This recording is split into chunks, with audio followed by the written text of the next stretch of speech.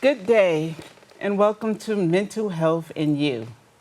Once more, this is a program dedicated to the mental wellness, particularly in communities of color, where mental wellness is still a taboo, but we're aiming to change that. We're aiming to break down the barriers because it is so important and so necessary. And today, my name is Cynthia Timms, by the way. I don't think I said that, but if I did, let me say it again. I'm your host, and it's an honor.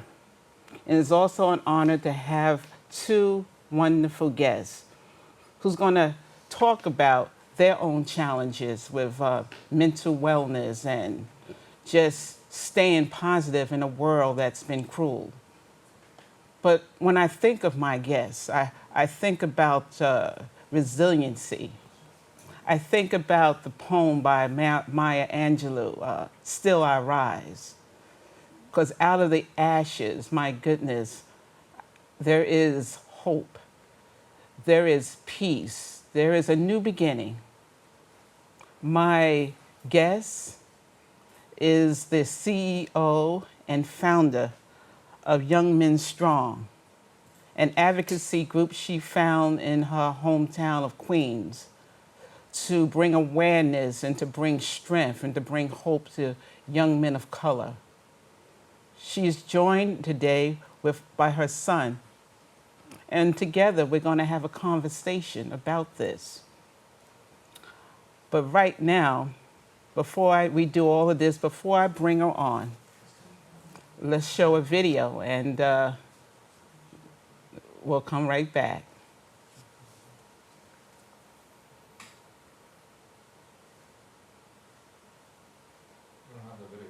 You don't?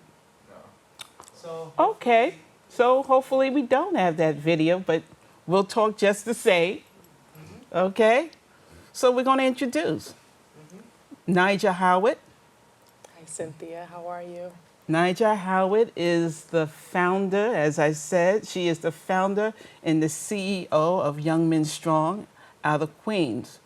But now she's bringing her talents to the Bronx as a mental health counselor and substance abuse counselor.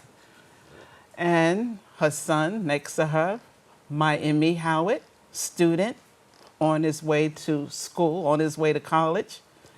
And I want to mention before we go on that mother and son both graduated this year.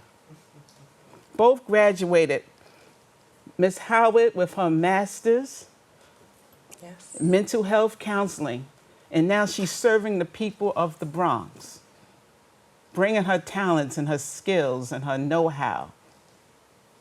And her son graduated from high school, and he's on his way to college and is going to do great things. So I believe this is a story worth telling, because we need stories like this. We need encouragement like this. And so we're just going to get into it. Let's get into it. Nijaah, talk about it. You know, when I was reading your prep, when I was prepping for this show, you know, as I said in the introduction, certain things come to mind when I read it. Maya Angelou, Still I Rise. And it talked about you being a survivor of 9/11. You were working at Windows of the World when 9/11 happened. But by the grace of God, you were on maternity leave with your son. So you were there, but you wasn't there, but you were there. Yeah. Because you lost so many friends. You lost so many memories. I mean, you have those memories, but my goodness. Yeah. And you are such a young woman. Yeah. Such a young woman. And you know, I just wanted to give a frame of reference. I just wanted to give a frame of reference because this is important. Absolutely. You talked about, you know, in prepping for this show, you talked about your grief that you felt. You talked about the loss you felt. Undiagnosed post-traumatic stress, anxiety, depression. But still, here you are all these years later. Talk about it. You Talk. know, it's amazing. First, thank you for having me, Cynthia. You're very welcome. And, you know, I truly appreciate the opportunity to be able to share our story, if you will. First, let me just say it's amazing because you almost inadvertently said Nina when you was calling my name. We're going to talk about that. And it's funny because I was actually named after Nina Simone. And then you referenced Still I Rise by Dr. Maya Angelou, whom many people have referenced me to. So it's amazing that you chose these two beautiful soultress icons, divas, amazing women who have made such a historic mark in our country, in the fabric of our culture. And that's a pattern and a pathway that I'm hoping with Young Men Strong and the other initiatives I'm doing with mental health and substance abuse, that I'll be able to make in those same kind of footsteps with those women. So thank you for blessing me with that without even knowing it. So I appreciate that. Like you said, back in 2001, I was one of the chefs at Windows in the World. And that was probably one of the most highlighted moments of my life, to have an opportunity to work for such a beautiful company and organization. And at the time that it happened, I remember his father and I were both chefs there, and we would play games with the staff, and we would sometimes bring him, and I would bring him sometimes, and so they didn't know what was going on, and it was tricky, and our schedules was really early in the morning. Wow.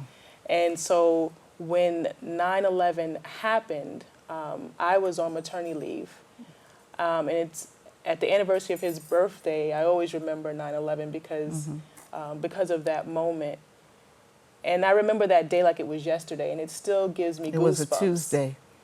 It was a Tuesday. It still gives me goosebumps. Yes.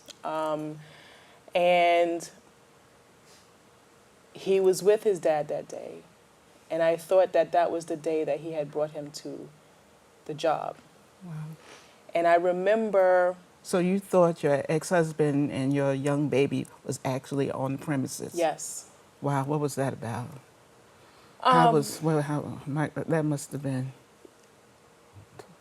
The fear, the stress, the agony, the suffering, the pain of thinking that him and his father were there was a moment that I will never, ever forget. I pack it away, and sometimes when I unravel it, it brings up emotions that I kind of wish not to divulge, because I still think that I'm battling with some of those issues. Like I said, it was undiagnosed, but that doesn't make it less real. That doesn't make it less real. And it's amazing because how many of our people are walking around undiagnosed? Absolutely.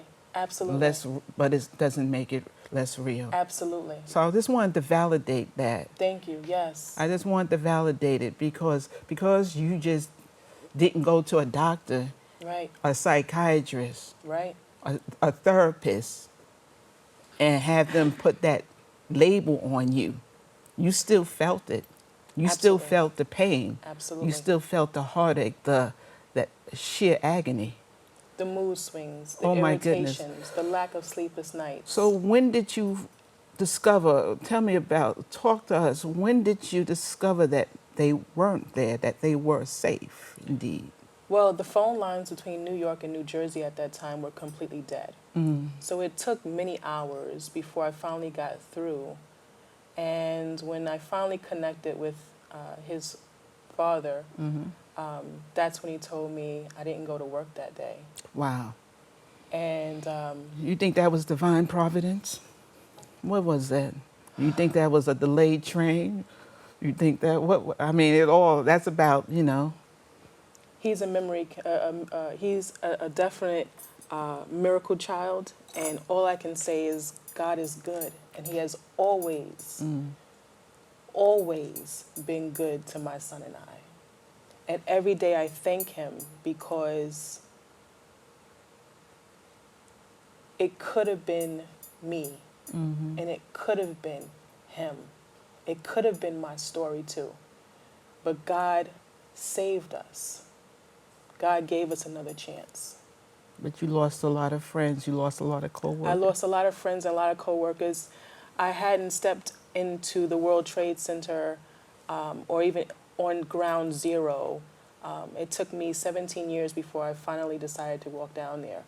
And for those, Nijaah, who may not remember, may not know, Windows of the World, where was that located within the World Trade Center? That was in the North 1 Tower, 106th floor. And you worked on the 106th floor? Yeah. Right. So every day that was That was home. That was home. Every single day, taking the elevator up to 106th floor, flying up there, putting on my chef outfit, and getting to work. That was my job. And I loved every bit of it because I had graduated from the New York Restaurant School, and just having that opportunity as a 19-year-old kid coming out of school to work at this elaborate and exotic restaurant. I can imagine. It was one of the greatest opportunities I could have ever had. So that is a memory that is etched in my mind forever. I saw, finally, after 17 years, I went down and seen the new museum, and I finally got a chance to see those whose lives were lost from Windows in the World. And I saw a lot of coworkers that I remember. I had not known that they were taken because I was just too afraid to even go down there. It took me 17 years, and it took me about 5 years to get back on the airplane. So it was a process. It was a process. Indeed. It was a process. So let's, so this happened, this life-changing event happened. You've lost so many friends. You've lost so much. But you still have your son. Amen. You still have your son, Amen. you know? Amen. But life also began to change also. It was life-changing. It's life-changing. That was I mean, you didn't lose changing. your life, but you lost a whole lot of other stuff.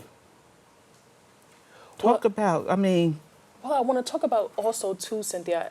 Let me just talk about what I gained. Oh, there Right? you go. What did you Because- gain? Yes, good question. Yeah, because, you know, that was a moment, a very pivotal moment of my life. And I knew at that moment that God spared me.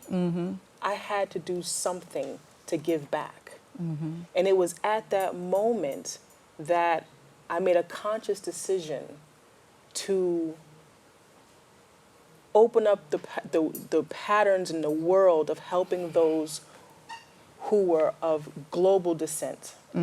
Because I remember at that time, so many people were coming down on the Muslims because all the Arabs and people were, you know, scrutinizing them as terrorists, and they were attacked on America, and, you know, all the innocence they were looked at as demons and demonic. And I remember specifically saying to myself, but you're categorizing and overgeneralizing. That's one of the downfalls we have as a group of people, is that all of us, we tend to always put people in one box and everybody's that messed up. And we can't do that, right?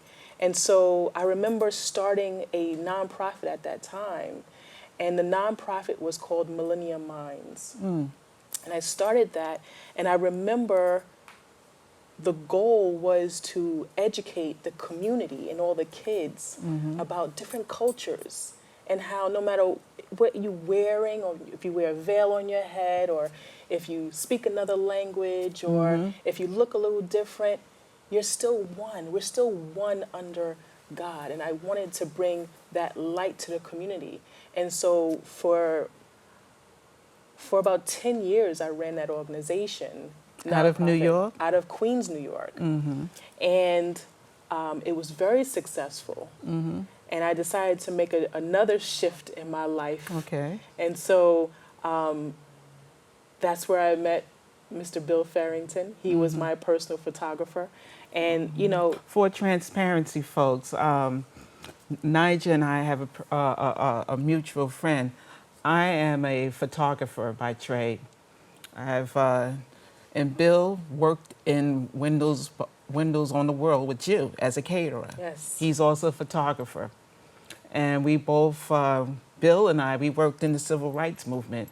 We were both part of the founding photographers of National Action Network. Which is amazing. So, but you knew Bill as a caterer, And I knew him as a caterer. and I knew Bill as a photographer. So, it's So amazing. just, yeah, so that's Bill Farrington. Yeah, absolutely. And so that's how I met him. And he became one of my beginning photographers, taking photos of children. And I would use the little money that I had saved up, and I would take young urban children, put them in a limousine, and I would take them to Manhattan, and they would get front row seats to WNBA, because when you're working at Windows in the World at that time, Right. I had knew a lot of people, had a lot of connections. You had people sitting at Windows in the World who were popular. So in that time, I was a master at networking. Yes. And so I kept these connections, and I took children from around the world, and around Queens, and I just put them in areas to kind of like say, this doesn't have to be your all end all, your all be all. You can have more than this too. So I wanted to inspire. So Windows on the World's tragedy really inspired me to help globally help young children. You want to, so they can dream beyond their circumstances. Absolutely. As I've heard before. Yes, Dream beyond your circumstances. that's it. So, wow. So, talk about, I mean, that's wonderful. Yeah, yeah. So, where did that lead to? Where did the, what were your inspirations? What were your... So I have to say, you know, raising Mi-Emy was Yes. probably my greatest inspiration. While I was raising him, I was still raising myself, because I was such a young mom.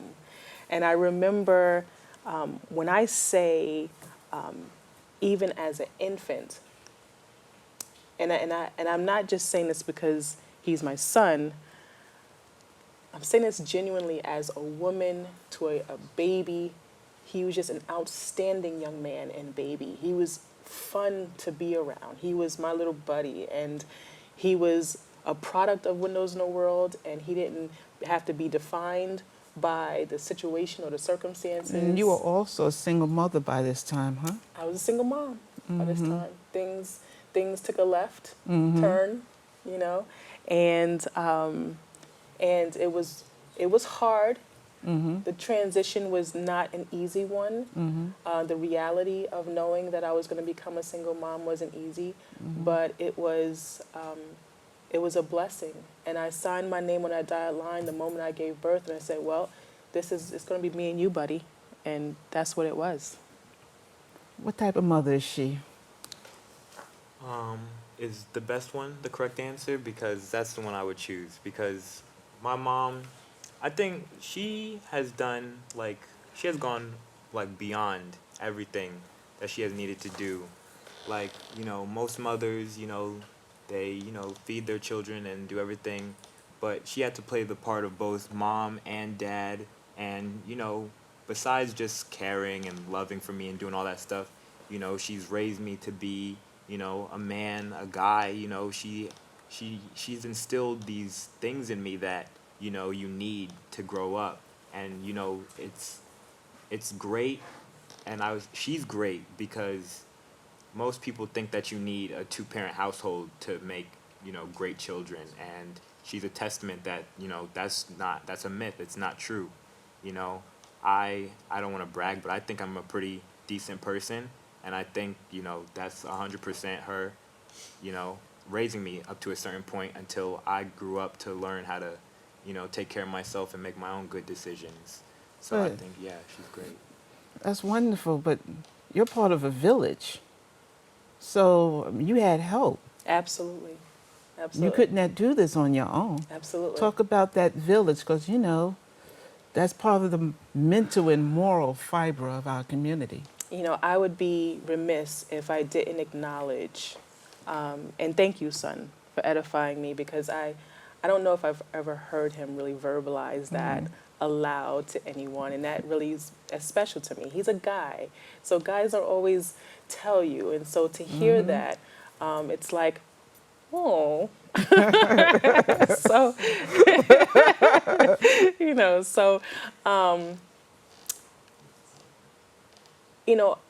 we were blessed because we had a huge village, Cynthia. Yes.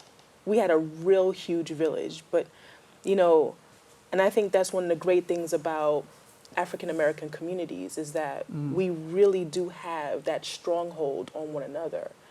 I remember. But your village, Nijaah, your village and your family, your church family. I tell you, I remember when. Your mother, your Yes. father, your grandmother. Absolutely. I remember, Cynthia, one time going to church. I was a single mom. I had him in one hand. I was driving my car. I was going to church, and I was on Beyond E. It wasn't, my car wasn't even on E. It was like lower than E. Wow. And I went to church, and I remember here he is holding him, and I'm strutting to go to church. And when I get there, the word was so powerful that it really resonated in me. And I said, I gotta tithe. So I tithed my last $20. Wow. And I remember walking down to the podium and putting in my $20. And when I walked back to the seat, there was a stranger, a woman sitting next to me. She held my hand. And she put something in my hand, and when I opened it up, it was $20. The village has been amazing. People are there when you are a person of God. My mother, my father, if it were not for them, I would come home at night. My mother would have already had dinner made. Wow. Or my father would be teaching him how to plaster something on a wall or fix a light switch. So he had that strong foundation in order to be who he is. And here you both are Yes. today. My goodness.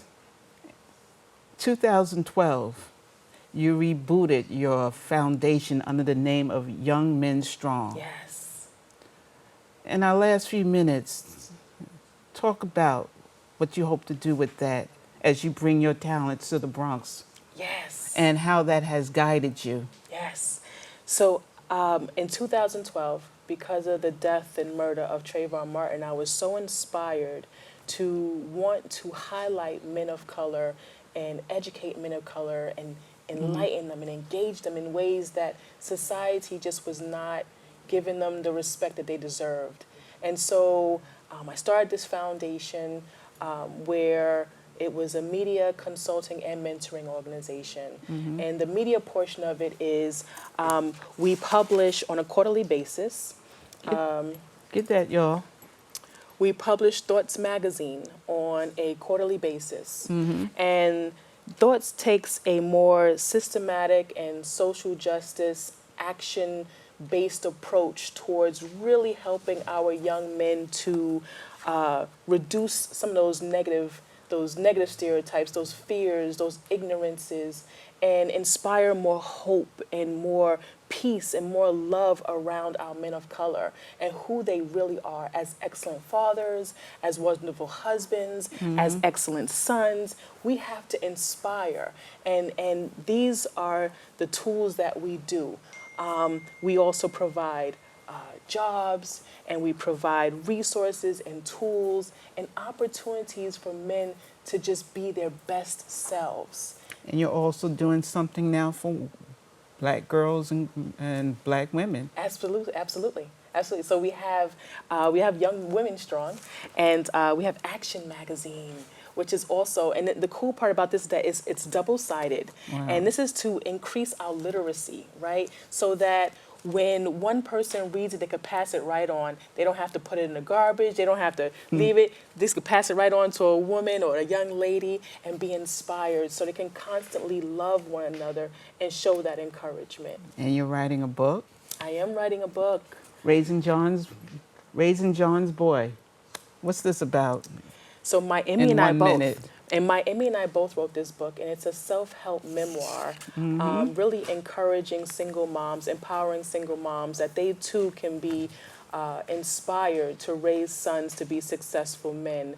And although men are needed and wanted in the homes, in the event that they're not in the homes, we have to be able to encourage our women to know that they too have the tools to be able to raise strong men.